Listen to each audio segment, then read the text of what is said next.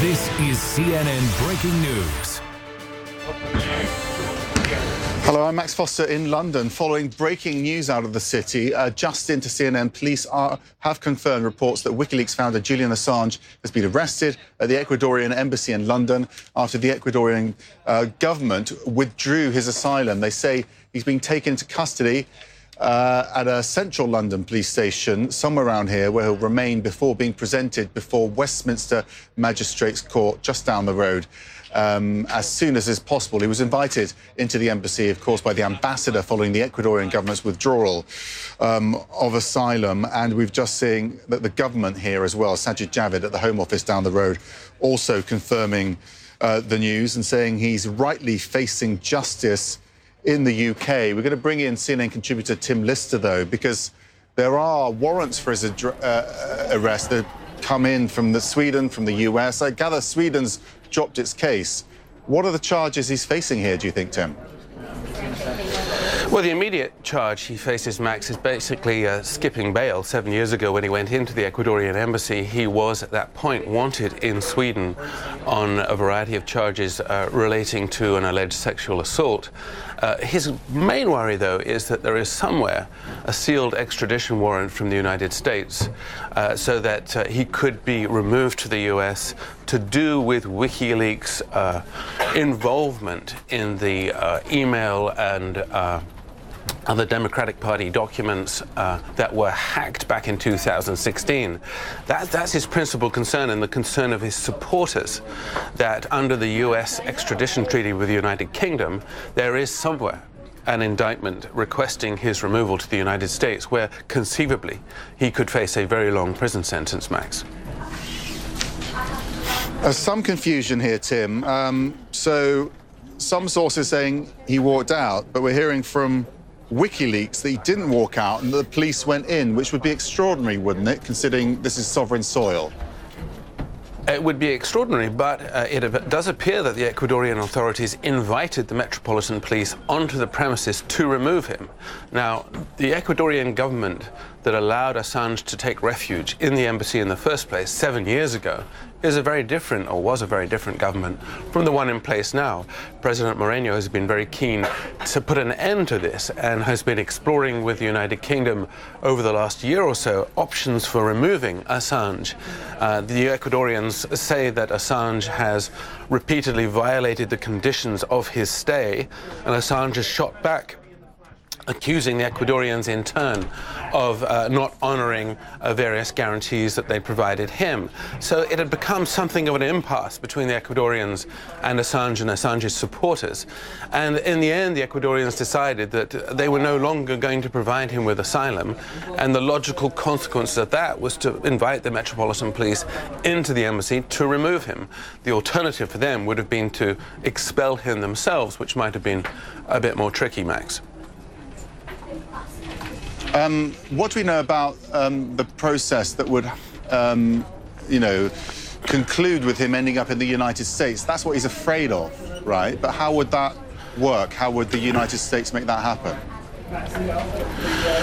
What we don't know is whether there is a sealed indictment for Assange in connection with the whole WikiLeaks intrusion, if you will, into the democratic servers, or their association with that intrusion, which we believe and Assange believes to have been carried out by independent Russian operators.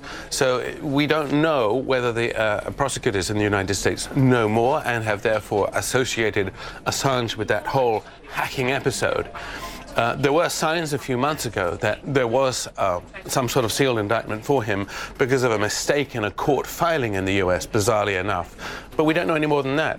What we do know is that there is an extradition treaty between the US and the UK, which would allow the US federal authorities to seek his extradition. On the whole, those cases have worked in the past in the favor of the US. It's a fairly basic extradition treaty, but there is one interesting part of it which suggests that nobody could be extradited for what could be described as a political offence. And of course, Assange's lawyers, if an extradition request is forthcoming, they would argue that very much what he has done in shining a light on some of these documents that were hacked was a political act, nothing criminal involved in it. But that will be the nub of that argument if the US proceeds with an extradition request. Okay, Tim, we can also speak to Hadass Gold. She's obviously followed WikiLeaks for years with her media beat. Hadass, I'm just reading here from the Foreign Secretary here in Westminster saying that Julian Assange is no hero, no one's above the law, he's hidden from the truth for years, which is an interesting line, isn't it? Because the WikiLeaks argument and their fans' argument is also, has always been that they are the defenders of the truth, but the British government is going head-to-head with them on that. For freedom of information, freedom of speech, when they've been pressed before on the information dumps that they've had that may have helped sway elections, for example, in the United States. They've always said, we just publish information that pertains to the public discourse the same as a journalist does. But you would, many news organizations have said that they don't exactly fall in line with what a news organization, the standards that they would have, just because they dump so much information without going through and making sure to maybe redact important information or anything that could harm people. What I have found interesting, though, especially, is that WikiLeaks has been alluding that this could happen now for several days. On their Twitter accounts 6 days ago, they said that Julian Assange will be expelled within hours to days, and that there has already been an agreement with the UK for his arrest. So they were clearly prepared for this to happen. They said that he did not walk out willingly, that the police went in and got him. This is obviously a big moment that we've been wondering if this would happen now for years, and there are obviously tensions between Assange and his host. There was reports that, or the Ecuadorians had complained about how he had been acting within the embassy, that he had broken some agreements that they had had in terms of how he should live there. He had a judge in Ecuador actually rule against him, saying he had to follow their rules. Clearly, with the change in the political situation in Ecuador, that changed Assange's situation here as well. There's going to be a lot of eyes on how the British handle this, especially, as Tim was noting, from the United States, from the WikiLeaks and the hacked emails scenario. There's going to be a lot of attention to what happens here and what happens to Assange next, and especially where he goes and where he might face further charges. Max. The Foreign Secretary thanking Ecuador and President Moreno for their cooperation. The Home Secretary as well, Sajid Javid, has been tweeting the same sort of language. They've also been working on this for some time. Presumably there would have been a concern about challenging, this very high-profile media organization and how it might be portrayed, and they're working very closely together on their messaging on this. They don't want to get it wrong, do they? Because he does have a big support base.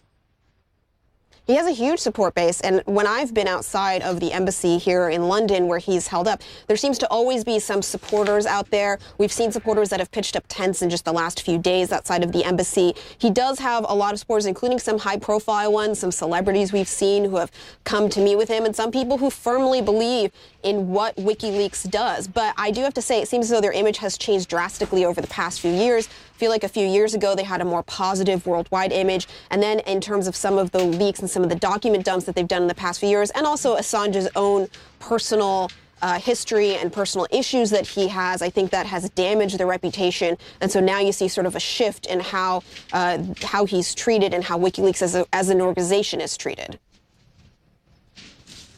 A lot of fascination as well, away from all of the high politics and media sort of analysis around this, about how he survived in that quite small embassy in London for, the last 7 years. What do you understand about his living arrangements inside?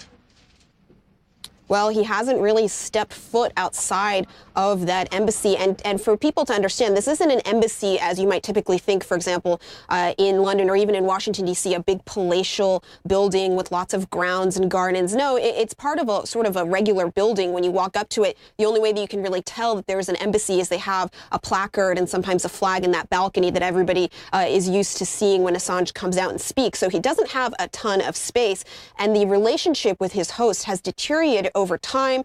He has, at one point cut off his internet access, and he tried to claim that it was a human right for him to have internet access. He apparently had some sort of pets, and he was told he had to clean up after his pets. It seemed to be sort of a souring roommate situation where the Ecuadorian hosts were getting a little bit sick of dealing with him and dealing with somebody that was just living in a very small space that is still a working embassy while the Ecuadorians are trying to do the regular embassy work. And as I noted, the political situation back in Ecuador changed, and I think that had a huge effect on Assange's situation and how he was treated. And WikiLeaks has been warning about this over and over again for quite some time, that he was likely to be expelled and would be arrested. And now we've seen it has finally happened. This is a really big moment that people have been expecting for some time. So it is amazing to really see it happen in real time. Now, this, what we thought was just been dragging on for so many years, to actually see Assange leaving that embassy and in the hands of police, Max.